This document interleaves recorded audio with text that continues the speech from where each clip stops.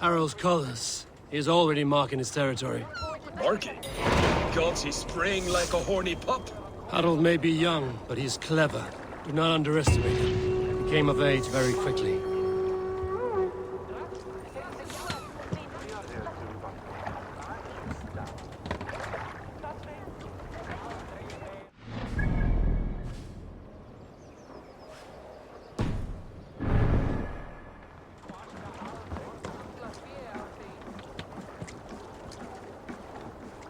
You there! What are you doing? If you wish to have words, come closer. Are you one of Harold's men? I am. The king wishes to make a survey of the land he now rules. Nothing more. Let me ask, are you one of the conquered? Did Harold take your lands as well? No. My family has lived under his banner since the days of his father, Halfdan the Black. Well, welcome to Fornburg, warrior.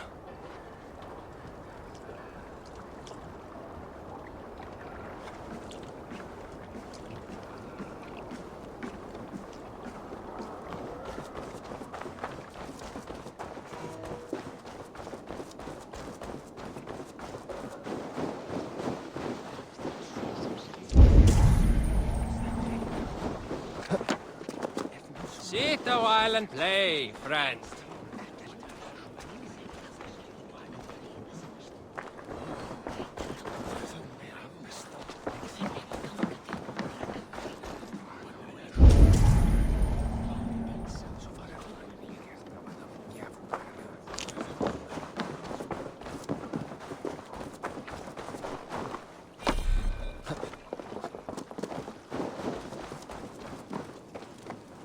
How can I help?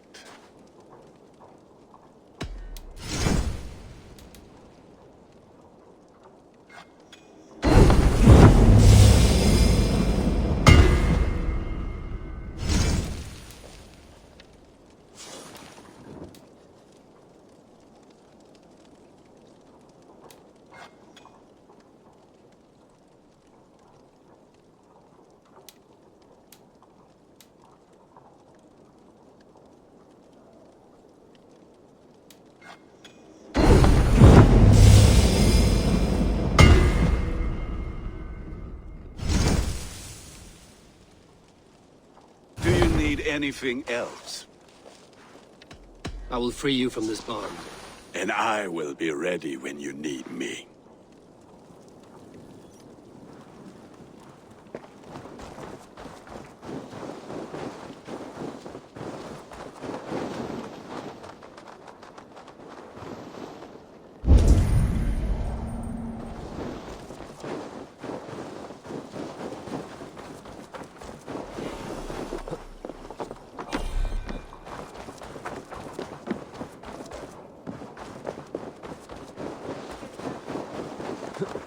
First, they will demand taxes. And soon after, they will be living in our homes. Keep your voice down, they will hear you. Fine by me. If those backroutes come to our door, I will carve them new shitholes.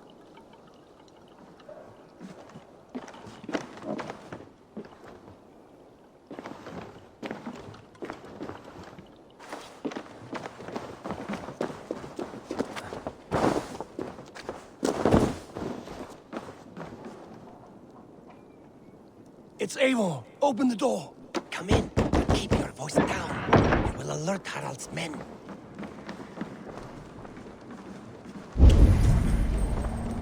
Where will we live? The English will fight back. The wars will never end. Or they will push us into the Christian ways. Quiet all!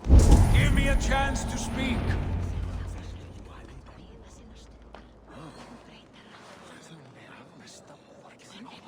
2 days ago, we rid this land of Kjotve and his dogs. Yet today, we do not celebrate. Today we cower under a cloud of fear. But it need not be like this. We are not the heel-trodden subjects of a boy king. We are the Raven clan. Our destiny is our own. Did you know about your father's oath to Harold? I did not. And for that my anger burns hotter than any man's here. But I will not let that drive me into despair. We cannot stay in Norway. Not under Harald's boot. Not without fueling more war. So we push forward. To newer lands. To England. And there make a new home. A kingdom of our own. The sons of Ragnar Lothbrok have been in England 8 winters already. Is there any land left for a clan of our size? More than enough, wife. Of the 4 kingdoms of England, only one is truly pacified. I have no desire to wear Harald's leash. I like this idea. A saga for the ages, I agree.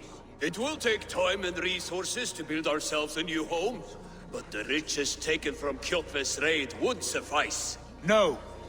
That belongs to my father, as a fair compensation. In England, we must start anew. You would start us with nothing? In a land we do not know? Among people who hate us? Kjotve's riches would go some way to easing our passage, Sigurd. I bested him. It is within my rights to claim his goods. Our leaving must not be an assault on my father.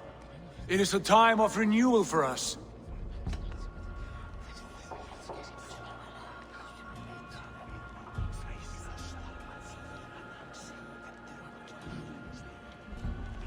If you object, I understand.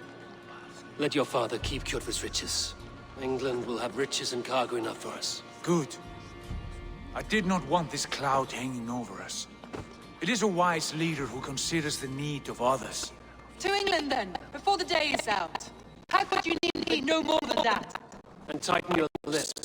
The last thing you need is the attention of those troops.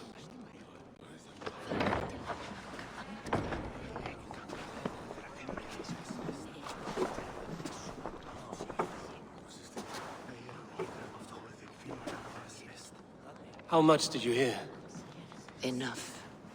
A new path is revealed and your journey will be challenging. Will you not join us? For my mother's sake, I cannot.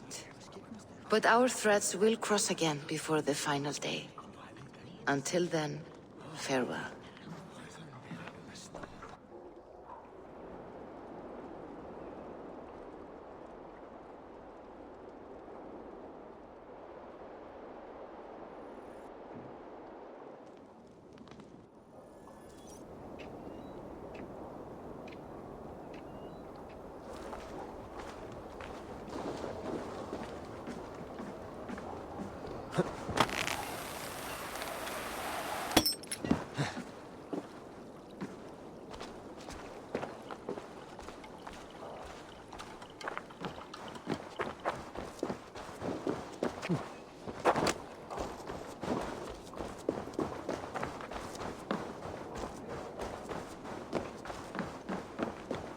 I don't like the way those soldiers watch me. I find it flattering.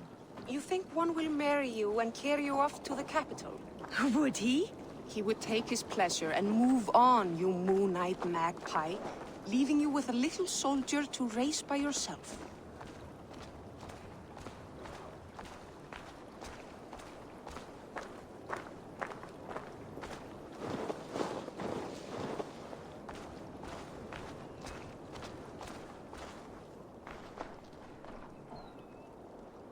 Eivor, the wind favors us. We should set sail without delay. You made quick work of packing. Well done. The dream of new lands is a powerful lure. As is the promise of glory. But the act of leaving so beloved a home, there's a sadness to it. Having doubts? No, not at all. The die is cast. Then let fate guide our journey. Are you ready? I'm ready. Let us take to the water and leave unbothered while we have the chance. That chance is past. Look! Fate flies on swifter wings than we. King Harald's banner.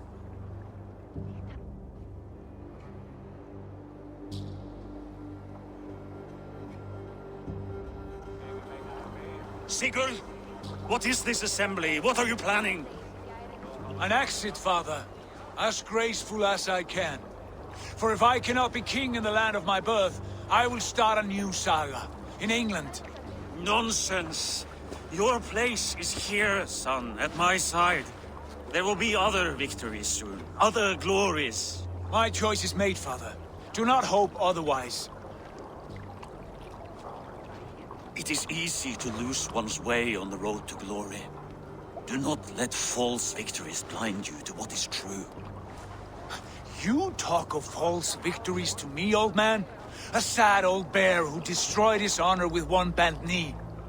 The further I sail from this place, the louder I will sing. I will be his anchor, Lord. No, you must be his better half. May Agir bless your voyage.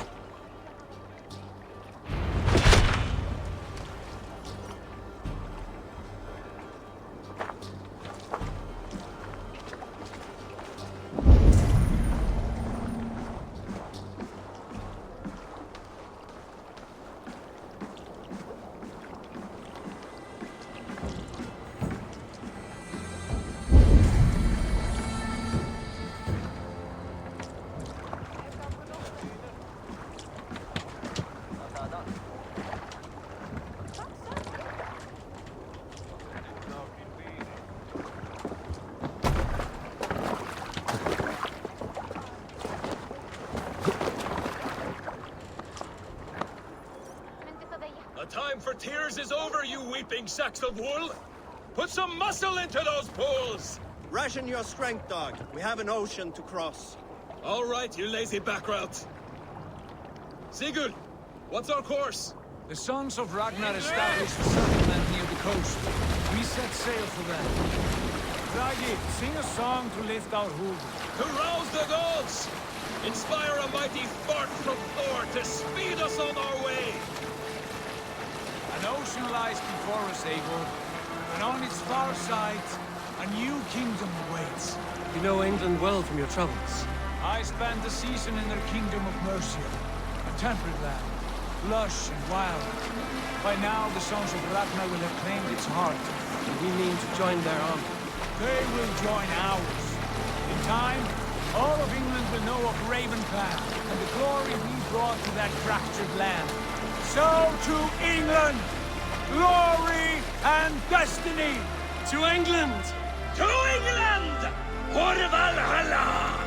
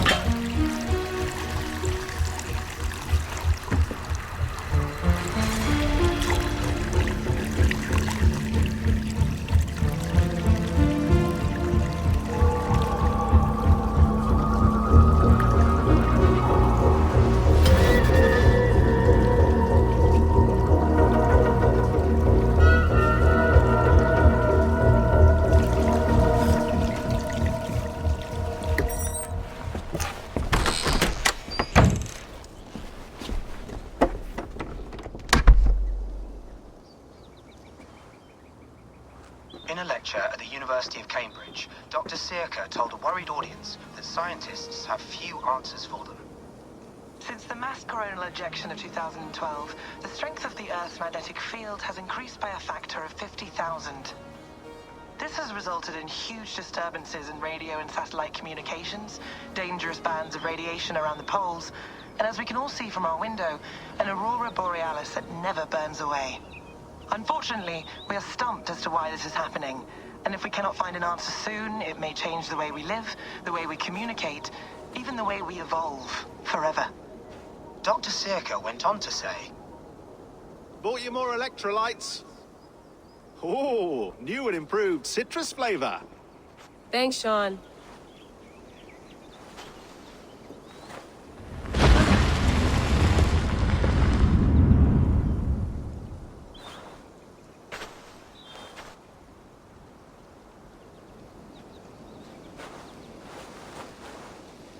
How do we fix this? How are you the key to everything?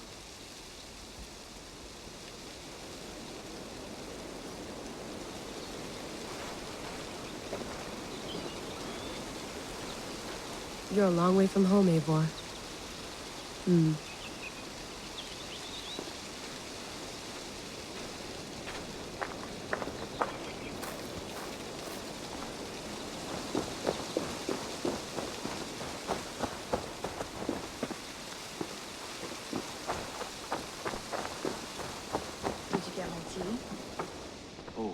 Mint tea is not actually tea, Bex.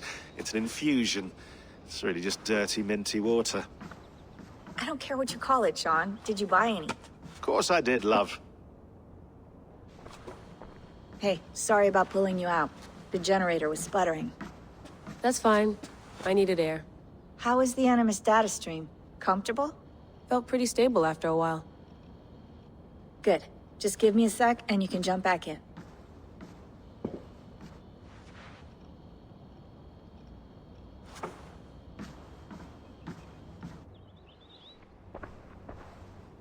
Another satellite came down. Did you see? I did. One of Abstergo's. That's good. Well, most of North America just lost its GPS service, so depends what you mean by good, really. Right. Even when we win, we lose. Okay, we're all set. Whenever you're ready, you can jump back in.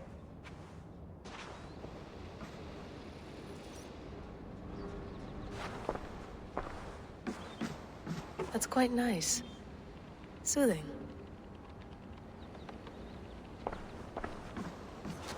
Sean has been busy.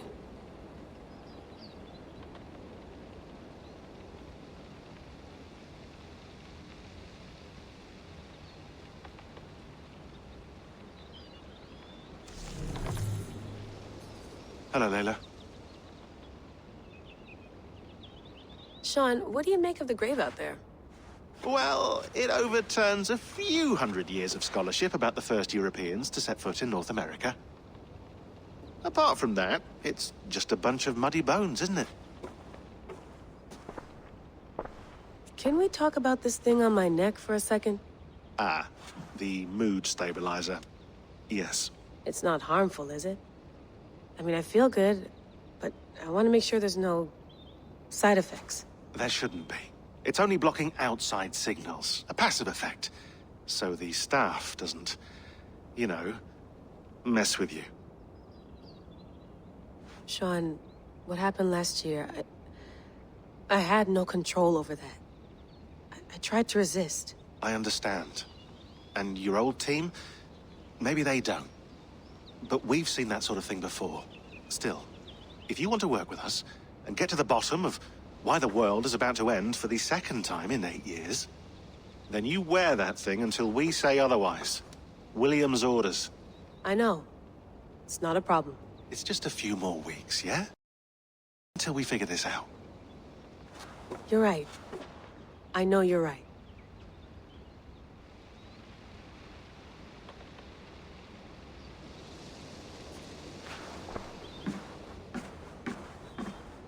You gonna put this in the fridge, Sean? Of course. In half a minute. Remember, tomatoes go on the counter, not the fridge. Please enjoy your stay. Remember, all the garbage must be packed out, and please water the plants once a day. Yeah, I won't remember that. Sean, don't forget to water the plants while I'm under, okay? I'll add it to the calendar and tattoo it on my leg. I went through hell to bring you here.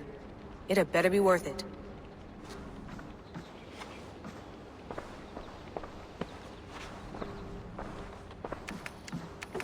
Let's have a look.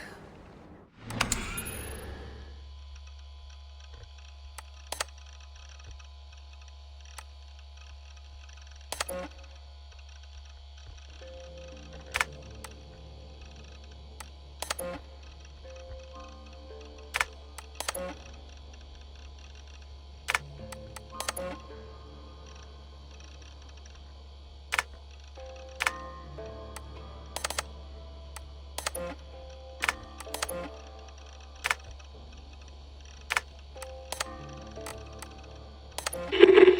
lived, I died, and now I sleep. And in my sleep I dream. And in my dreams I see an end to the doom that will grip the earth once again. Find the wolf-kissed. Find the mad one. Find me. And save us all from another death.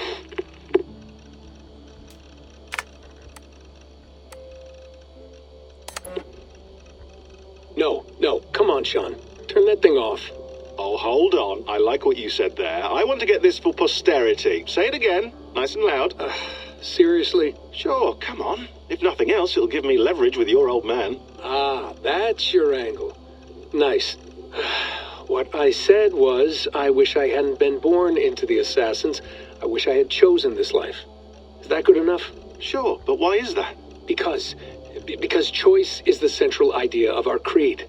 It underpins everything, right? It's about free will. It's about seeing the evidence before you and saying, yes, this is what I want. Or, no, this isn't for me. But when you're born into a group like this, or any other, like I was, you get mixed signals. You get told over and over again, this is what we believe. These are the rules. This is reality. No deviation. And if you question it, oh, they look at you like you killed a puppy.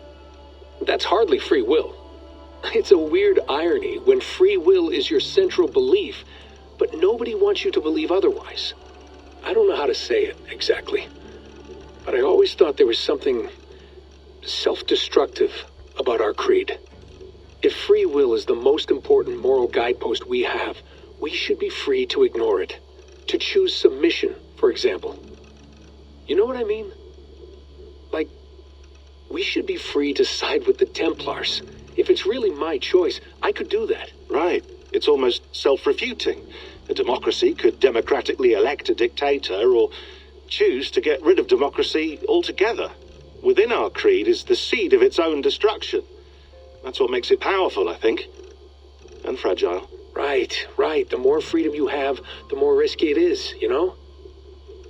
Anyway, my dad has mellowed over the years, but he was strict when we lived on the farm. He ran a tight ship. I never got the impression that I was free to choose my path forward. Our creed, our tenets, they were drilled into my head. By the time I was a teenager, I was following these rules out of a sense of duty. This was just what we did. That happens to a lot of organizations over time. A stagnation sets in, you know? A fundamentalism. Yeah. Following the rules becomes more important than achieving whatever goal you set out for yourself. And people start to lose sight of the reason the rules exist. That's called deontology, or a form of it. Following a rule for its own sake, and not for the consequences it has. Yeah, but that feels backwards, doesn't it? Well, I think so. Following a rule is the easy part. Praying, taking a sip of wine, munching on a wafer. Rituals that give comfort. But that's just going through the motions. It makes people feel like they're doing something. When the hard work is, well, actually getting off your ass and doing something productive. I think people just want boundaries. Tight boundaries. They want to see the four walls that pen them in. I don't disagree. Anything outside that, anything that makes life more complex, that's scary. That's why I envy you. You chose this life. You went through that process, and you decided, yes, I believe in this. Sure. It didn't stop me from being an insufferable know-it-all as a teenager, but I see your point. I would have loved to have been a know-it-all. I knew nothing. Not until you guys found me. Yeah. It wasn't until I met you, and Bex and Lucy, that I knew.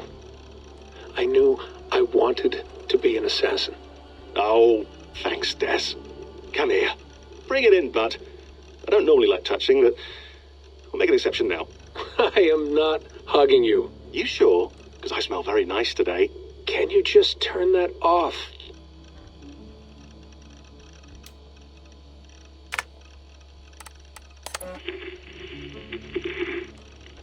Layla, thought you might be interested in this.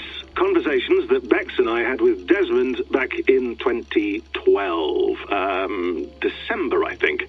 Just, candid talks, that's all. We didn't square any circles or write any beat poetry. But he did have some interesting insights into his time in the Animus and what it means to be an assassin. Anyway, have a listen. You might find you and he had similar experiences, so, well, let me know what you think. Unless it's to tell me I sound like a total prat in these recordings. If that's the case, just say nothing. I mean, I did have a slight cold at the time I recorded these. That's probably why I sound odd. Anyway, okay, I'm done anyway, so turn off. Turn off. Oh, it's actually just a button. Sorry, here we go. Hold on, I'll just set this here. Do you guys record everything we talk about? Not everything, but you've been using the Animus so much, I thought this was a good chance to learn some things about prolonged exposure. So I'm your guinea pig. No, my guinea pigs are all dead. The Animus was too much for them to handle. Cute. Can I ask you about the bleeding effect? Any recent flashes? Any memories resurfacing? Yeah, the usual things. Ghost images of Altair and Ezio a few times a day. Nothing intrusive, just brief moments. They pass quickly, almost without me noticing, like a figure in the corner of my eye, or remembering a dream from the night before. I did have one extended hallucination a few days ago. It was Ezio. He was older, around the time he left Cappadocia. He was standing on the deck of a ship, alone. And through him, I could feel an intense regret or guilt. And it felt to me like he'd had a loss of faith in himself, in the Creed, like he couldn't keep it up, couldn't stay true to his ideals. And as I watched him, I thought, is this the moment he decided he was done being an assassin? It felt like it. Anyway, most of my visions have been brief, lasting just a few seconds. They're like complete memories of small moments that appear suddenly out of nowhere, fully formed. It's a strange feeling. Okay, anything else? I'm starting to see Connor now, too. Though I hear his voice more often than I see him. I'm sure that will change. Oh, yeah, and yesterday, just before bed, I had a memory of being on a beach in the Caribbean with a bunch of sailors. Or maybe they were pirates. I don't know. No idea. Huh. We'll look into that. And how do you feel in general? In general? Well, I feel older, for one. Much older. And it's strangely comforting. I'm collecting the memories and skills and thoughts of so many people. I feel like I've lived a few hundred years or more. Is it possible that if I do this for too long, it'll push my own memories aside? That I'll be everyone but myself after a while? It's possible. That's called identity substitution. It's happened before, but it's rare. And someone with your background shouldn't need to worry. My background? You mean someone with my genes? My abilities? You have Isu DNA, and that lets you see things and do things and withstand traumas that other people can't. And I can suffer in ways that others can't. That's not something to be proud of. You mean the apple? Yeah. It has a pull, Bex. It tugs at my brain. It talks to me, teases me, drives me mad. And what I did to Lucy, God damn it. Nothing is worth the damage I did. The pain I caused. I know, but you're special. That's the point. I'm not special, Bex. I'm lucky. That's all. I understand. We're assassins. It's our creed that makes us different, not our genes, not our blood. Anyone can join us. That's true. But let's leave that aside for a second. What I want to know is, have you ever had any Isu memories resurface? Isu memories? I don't think so. I can't even begin to imagine what that would feel like. I think you'd know if you did. Maybe one day. We might be able to induce something. Jesus, let's fix the world first, okay? Before we start digging up my ancient ancestors. Deal. With my luck, I'll be related to some third-rate Isu like Sisyphus or something. Way to aim high, buddy. Hey, you gotta.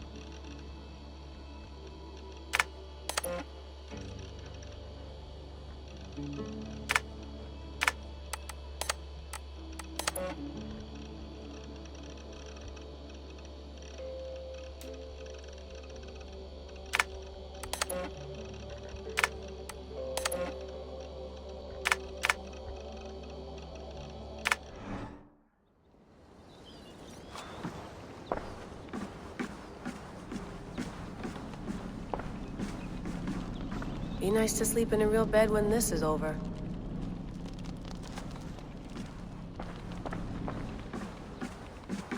Feeling okay?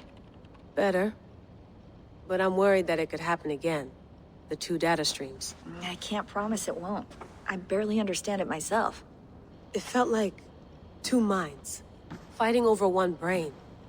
It hurt like a shotgun to the head.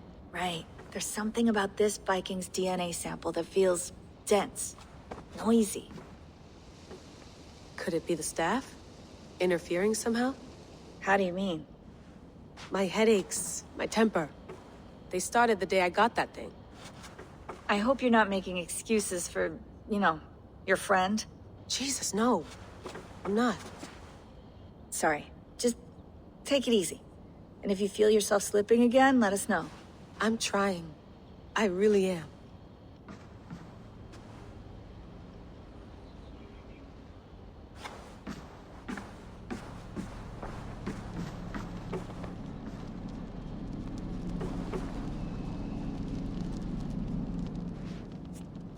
All right, time to go. Norway to England takes about a week by long ship, so I'll scrub ahead.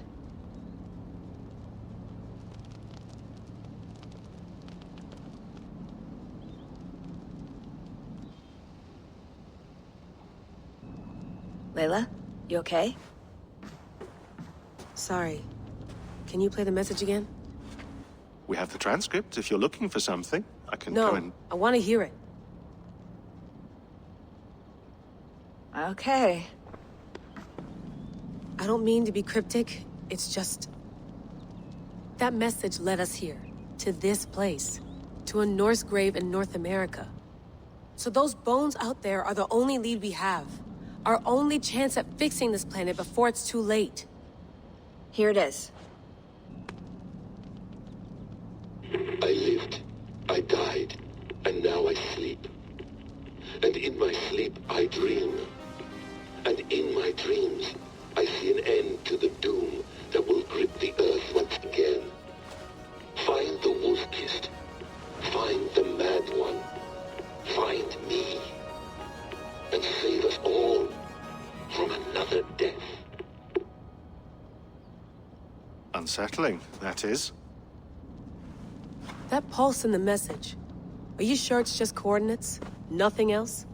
Nothing I can find. Okay, I'm ready. Here we go.